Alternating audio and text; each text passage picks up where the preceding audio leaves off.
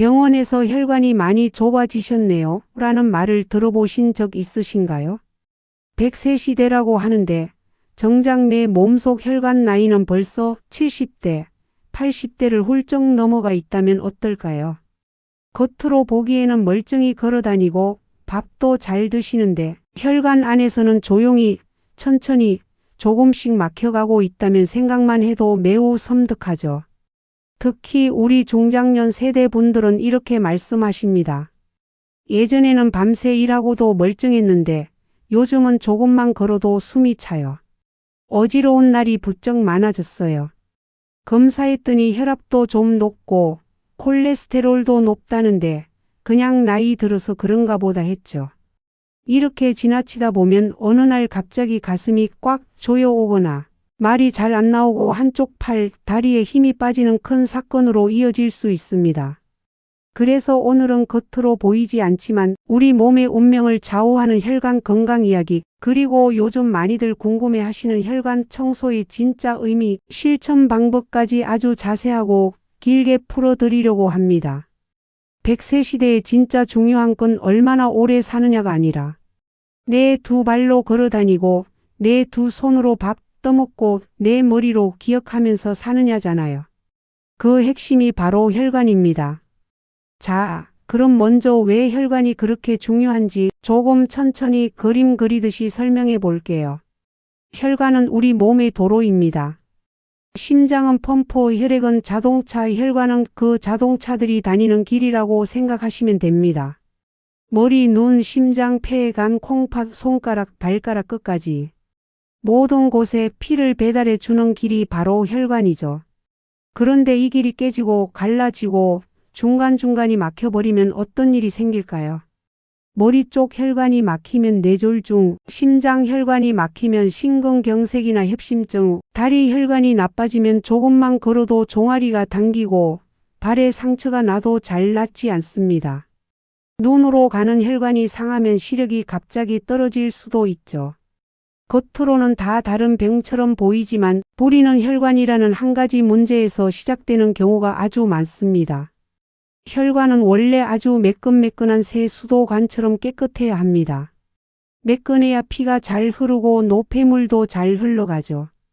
그런데 수십 년 동안 기름진 음식, 짠 음식, 단 음식, 흡연, 운동 부족, 그리고 높은 혈압과 혈당이 계속 혈관을 괴롭히면 혈관 안쪽 벽에 아주 작은 흠집들이 생깁니다. 우리 몸은 상처가 나면 그 자리를 메우려고 노력하죠. 그래서 콜레스테롤, 염증세포, 여러 찌꺼기들이 상처 부위에 달라붙습니다. 이게 한 번, 두 번, 세 번 반복되면 혈관 안쪽에 플라크라고 부르는 기름 찌꺼기 덩어리가 생깁니다.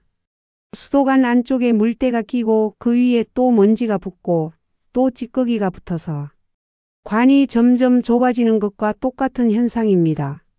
처음에는 괜찮아 보이지만 어느 날 갑자기 혈관이 70%, 80% 좁아진 상태가 되면 조금만 무리해도 숨이 차고 가슴이 답답해지고 어지럽고 두통이 생기고 피곤이 가시지 않는 증상들이 나타납니다.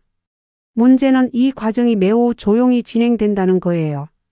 처음부터 나는 지금 혈관이 막히고 있다라는 경고를 크게 해주지 않습니다.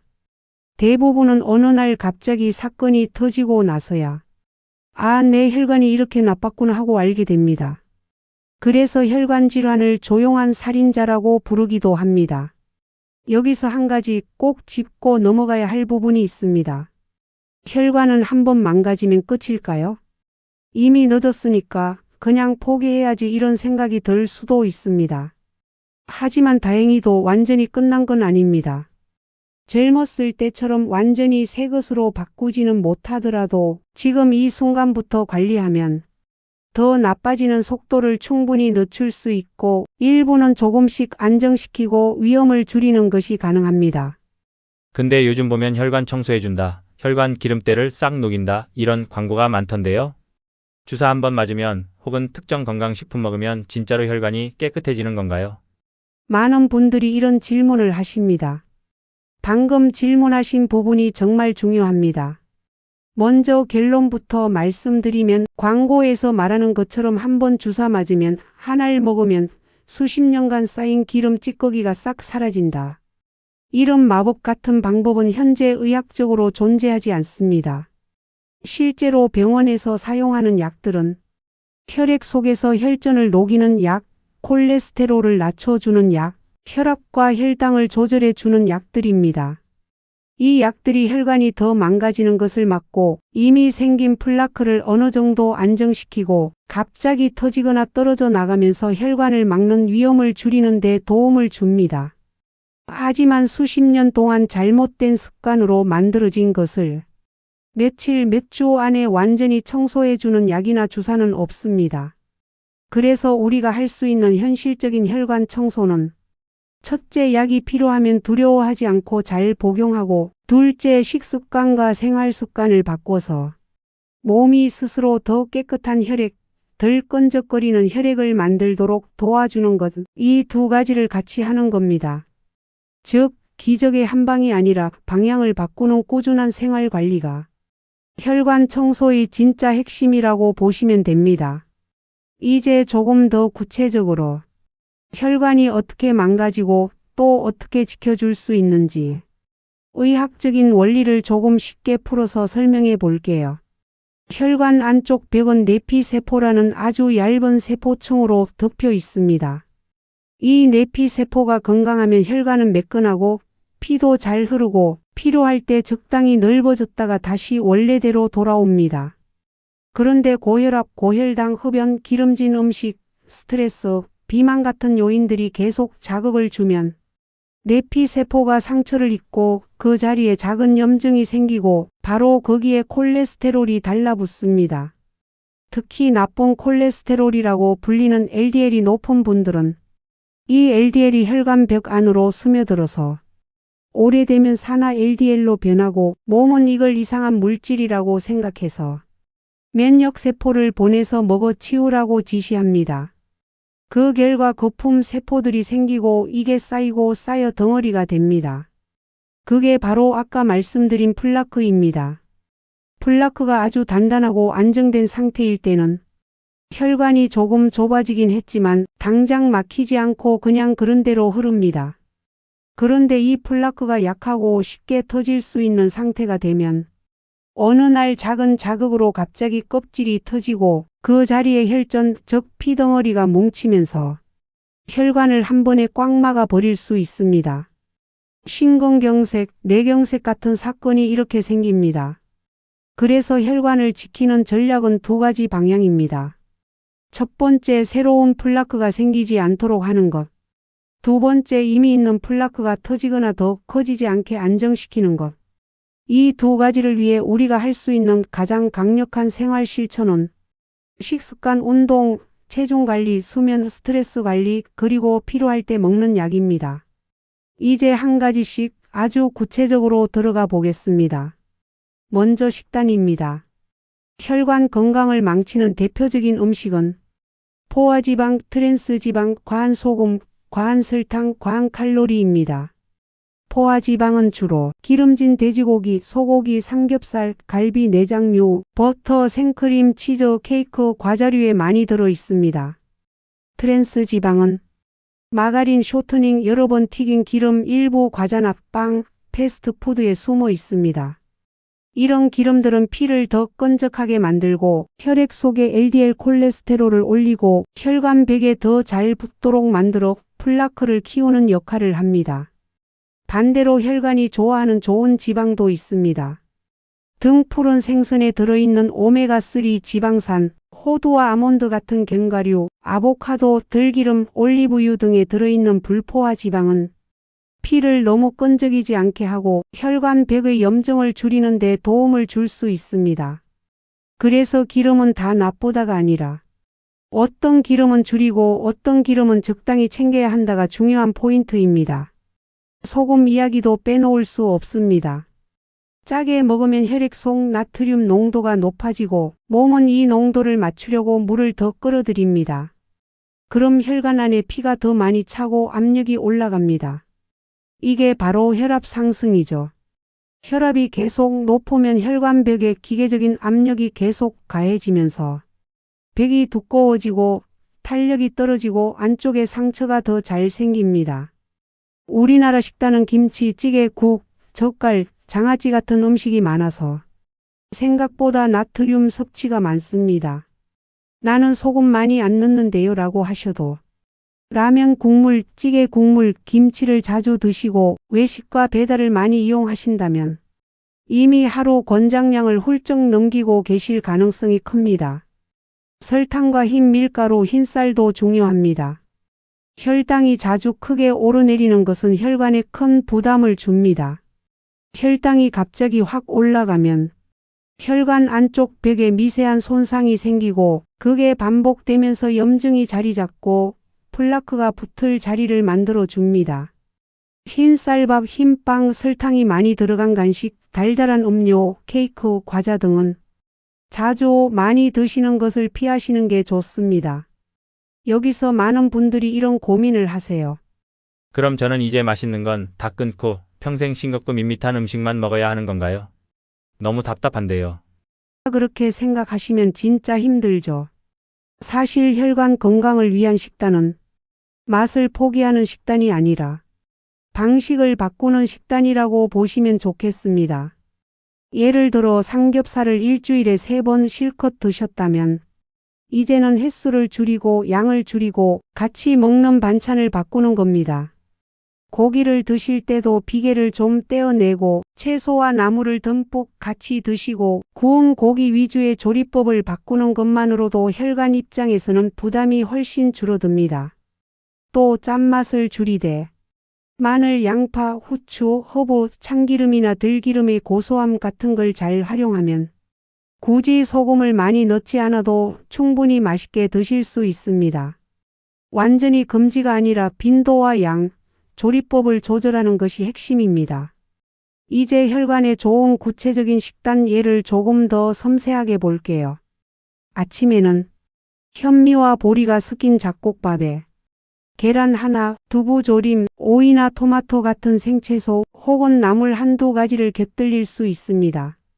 또는 기리죽에 삶은 달걀, 방울토마토를 곁들이는 방법도 있고요. 중요한 건 아침부터 단 음료, 과자, 흰빵에 잼 같은 조합보다는 단백질과 식이섬유가 있는 식사를 하시는 겁니다. 점심에는 외식을 하실 수 있겠죠? 그 중에서도 면 위주의 식사는 피하시고 특히 짜장면, 라면, 떡볶이, 튀김 종류 이런 음식 역시 피하시고 비교적 채소가 많은 한식 위주로 고르시고 국물은 최대한 남기고 반찬 중에서도 나물과 채소 반찬을 먼저 드시는 습관이 좋습니다. 저녁에는 밥 양을 조금 줄이고 채소와 단백질의 비율을 높이는 방법을 추천드립니다. 예를 들어 잡곡밥 반 공기에 두부나 생선, 닭, 가슴살 같은 단백질, 대칭 브로콜리, 시금치, 당근 같은 야채, 그리고 소량의 견과류를 곁들이면 혈당도 천천히 오르고 혈관의 부담도 덜 주게 됩니다. 이쯤에서 또 이런 질문이 나옵니다. 저는 밥을 너무 좋아해서 밥을 줄이기가 너무 어렵습니다. 밥을 꼭 먹어야 속이 든든한데요. 밥을 많이 먹으면 혈관에 정말 안 좋은 건가요? 밥 자체가 절대약은 아닙니다. 우리 몸은 어차피 어느 정도의 탄수화물, 즉 곡물을 필요로 합니다. 문제는 양과 종류, 그리고 먹는 속도와 순서. 이게 가장 중요합니다. 흰 쌀밥을 큰 공기로 2~3그릇씩 드시고 반찬은 거의 없이 김치만 드시고 빵이나 떡을 자주 간식으로 드신다면 혈당이 자주 크게 오르내리고 그게 혈관에 부담을 줍니다. 하지만 밥을 잡곡으로 바꾸고 밥 양을 조금 줄이고 식사할 때 채소와 단백질을 먼저 드시고 나중에 밥을 드신다면 같은 밥이지만 혈관에 미치는 영향은 꽤 달라집니다. 그래서 밥을 무조건 끊자가 아니라 잡곡밥으로 바꾸고 한 수저, 2수저 정도 줄여보고 천천히 먹고 채소와 함께 먹자. 이 정도로 조정하는 것부터 시작해 보시는 걸 추천드립니다. 이제 식단 이야기를 잠시 정리하고 생활 습관 쪽으로 넘어가 보겠습니다. 혈관이 정말 좋아하는 습관은 꾸준히 조금씩 자주 움직이는 것입니다. 하루 종일 의자나 소파에 앉아만 있으면 혈액이 다리 쪽에 고이고 피도 더 끈적해지고 혈관 안에 노폐물도 잘 쌓입니다.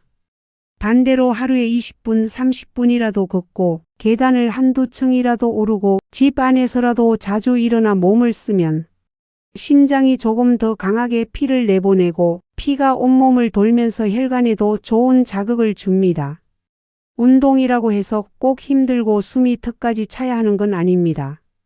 여러분들께 가장 추천드리는 건 대화는 할 수 있지만 노래를 부르기에는 살짝 숨이 찬 정도의 속도로 걷기입니다. 팔을 약간 흔들면서 발 뒤꿈치부터 땅에 닿게 해서 천천히 리듬감 있게 걸으면 좋습니다. 처음부터 30분 1시간을 목표로 잡으면 부담이 크니까 5분 10분부터 시작해서 몸이 익숙해지면 조금씩 늘려가는 방식이 좋습니다. 무릎이나 허리가 좋지 않은 분들은 평지 위주의 걷기, 실내용 자전거, 수영장의 여건이 되면 물속 걷기 같은 것들도 도움이 됩니다. 중요한 건 지금 상태에서 할 수 있는 만큼 꾸준히 하는 것입니다. 여기서 이런 고민도 많이 하세요. 저는 무릎도 안 좋고 허리도 불편해서 오래 걷기가 쉽지 않습니다. 이런 사람도 혈관을 위해서 운동을 꼭 해야 할까요? 할 수 있는 게 별로 없는 것 같아서요. 네, 당연히 무리한 운동은 피하셔야 하지만 그렇다고 해서 아예 안 움직이는 것이 더 위험할 때가 많습니다. 운동을 거창하게 생각하지 마시고 앉아있는 시간을 조금씩 나눠준다라고 생각해 보시면 좋겠습니다. 예를 들어 TV를 보다가 광고가 나오는 시간에만 자리에서 일어나 거실을 천천히 한 바퀴 걷는다든지 부엌 싱크대를 잡고 발 뒤꿈치를 들었다 놨다 하는 까치발 운동을 10번씩 한다든지 의자를 잡고 천천히 앉았다 일어나기를 5번씩 2세트 하는 방식도 충분히 혈관에 도움이 되는 움직임입니다. 또 누워서 할 수 있는 간단한 다리 올리기, 발목 돌리기 운동도 있습니다. 내 몸 상태와 통증 정도를 보면서 오늘은 3번, 내일은 4번, 모레는 5번 이런 식으로 아주 조금씩 늘려가시면 됩니다. 혈관은 생각보다 작은 변화에도 금방 반응해 줍니다. 또 한 가지 중요한 생활 습관은 수면입니다. 잠이 부족하면 혈압이 잘 내려가지 않고 혈당 조절도 나빠지고 몸 안의 염증 수치도 높아집니다. 특히 밤늦게까지 스마트폰, TV를 보다가 새벽 가까이 되어서야 잠드는 패턴은 혈관에는 상당히 좋지 않은 습관입니다.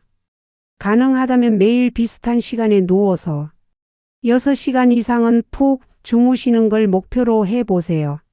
잠이 잘 오지 않을 때는 자기 전 1시간 정도는 TV나 스마트폰 대신 잔잔한 음악을 듣거나 따뜻한 물로 족욕을 하거나 간단한 스트레칭을 해보는 것도 도움이 됩니다. 몸과 마음이 조금 이완된 상태에서 잠자리에 드는 것이 혈관과 심장에도 부담을 덜 줍니다. 그리고 스트레스가 심하면 혈압이 오르고 심장박동이 빨라지고 몸 안의 스트레스 호르몬이 증가하면서 혈관이 더 수축되고 염증도 더 잘 생깁니다. 그래서 같은 음식을 먹고 같은 운동을 해도 스트레스를 많이 받는 분들이 혈관 질환이 더 잘 생기기도 합니다.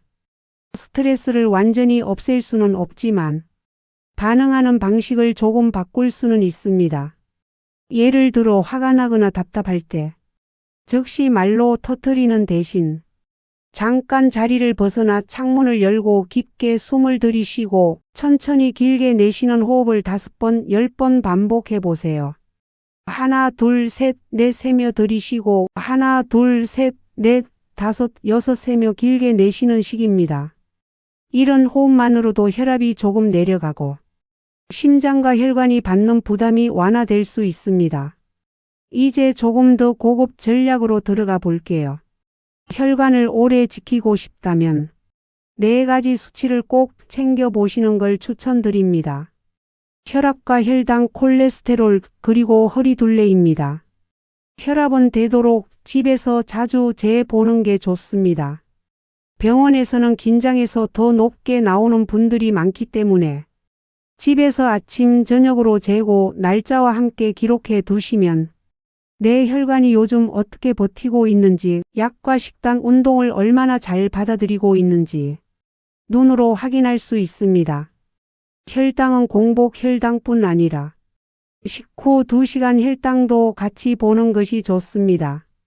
가끔 혈당 측정기를 이용해서 내가 평소 자주 먹는 밥, 국, 반찬을 그대로 먹었을 때 식후 혈당이 얼마나 올라가는지 직접 확인해 보시면 이 방식으로 먹을 땐 180까지 올라가는구나. 이렇게 먹으니까 140에서 멈추네. 이런 감이 생깁니다. 그걸 바탕으로 식사를 조절해 나가면 혈관에도 훨씬 유리합니다. 콜레스테롤 수치는 정기 검진을 통해 확인하실 수 있습니다.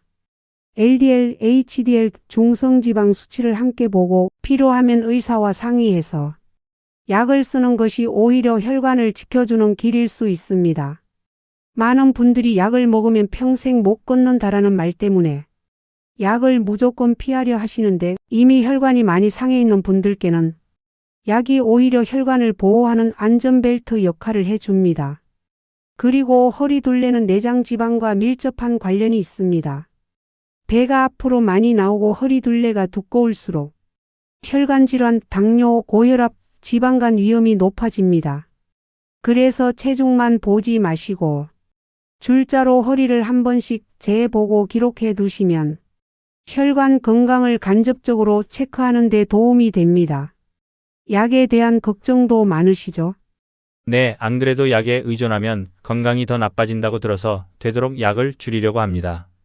혈압약이나 콜레스테롤 약은 오래 먹으면 간이나 콩팥 망가진다는 얘기도 있고요. 정말 그런가요? 약에 대한 걱정 정말 많이들 하십니다. 물론 어떤 약이든 부작용이 전혀 없다고 말할 수는 없습니다. 하지만 고혈압약, 콜레스테롤약, 혈당약은 수십 년 동안 전 세계 수많은 사람들에게 사용되면서 효과와 부작용이 비교적 잘 알려져 있고 매우 많이 검증된 약들입니다. 무조건 약은 나쁘다라고 생각하기보다는 이 약을 안 먹었을 때 내 혈관과 심장, 내가 받을 위험과 약을 먹었을 때 줄어드는 위험을 같이 비교해 보시는 것이 중요합니다. 심근경색이나 뇌졸중을 한번 겪으면 그 후유증이 평생 갈 수 있습니다. 그걸 예방하기 위해 약을 쓰는 것이라면 조심스럽게 의사와 상의하면서 잘 사용하는 것이 훨씬 현명한 선택이 될 때가 많습니다. 물론 식단과 운동으로 수치를 잘 관리하게 되면 언젠가 약의 양을 줄이거나 종류를 줄이는 것도 가능할 수 있습니다. 그래서 약만 믿고 생활 습관은 그대로도 문제지만 생활 습관만 믿고 약을 무작정 끊는 것도 위험할 수 있습니다. 가장 좋은 건 둘을 함께 가져가는 균형입니다. 이제 오늘 이야기를 여러분들께 꼭 필요한 실천 팁과 행동 요령으로 정리해 볼게요. 첫째, 아침 루틴을 바꿔보세요. 눈을 뜨면 제일 먼저 스마트폰을 보는 대신 물 한 컵을 천천히 마시고 가능하면 혈압을 한번 재보세요. 오늘 나의 혈관 상태를 확인하는 시간이라고 생각하시면 됩니다. 둘째, 식사 순서를 바꿔보세요. 밥부터 드시지 마시고 먼저 채소 반찬, 나물, 샐러드를 드시고 그 다음에 생선이나 두부, 고기 같은 단백질을 드시고 마지막에 밥을 드시는 방식입니다. 이 식사 순서만 바꿔도 혈당이 천천히 오르고 혈관이 받는 충격이 줄어듭니다. 셋째, 국물은 적게, 건더기는 적당히를 기억하세요. 찌개나 국을 드실 때 국물을 2-3 숟가락만 드시고 건더기 위주로 드시면 나트륨 섭취를 많이 줄일 수 있습니다. 넷째, 하루에 적어도 20분 이상은 걸어보세요. 몸 상태에 따라 나누어서 걸어도 좋습니다. 10분씩 2번, 5분씩 4번 이런 식으로 나누어도 괜찮습니다. 중요한 건 오늘도 얼마간은 걸었다라는 경험을 매일 쌓는 겁니다. 다섯째, 밤늦게 먹는 야식은 되도록 줄여보세요. 잠자기 직전에 먹는 음식은 혈당과 혈압, 체중, 수면의 질에 모두 좋지 않습니다. 어쩔 수 없이 출출할 때는 과자, 라면 대신 견과류 몇 알, 따뜻한 물, 채소 스틱 같은 것으로 대신하는 연습을 해보시면 좋습니다. 마지막으로 오늘 바꾸지 못한 것에 대해서 너무 자책하지 마세요. 혈관 건강은 한 번에 모든 걸 바꾸는 사람보다 어제보다 한 가지라도 더 나아지려고 하는 사람에게 더 잘 따라옵니다. 오늘은 국물 양을 줄여보고 내일은 5분이라도 더 걸어보고 모레는 과자를 한 번 덜 먹어보고 이렇게 작은 변화들이 쌓이면 몇 달 뒤, 몇 년 뒤에 내 혈관 나이가 분명히 달라집니다. 마지막으로 오늘 이야기 세 줄로 정리해 보겠습니다. 혈관은 나이 들수록 매일 관리가 필요합니다.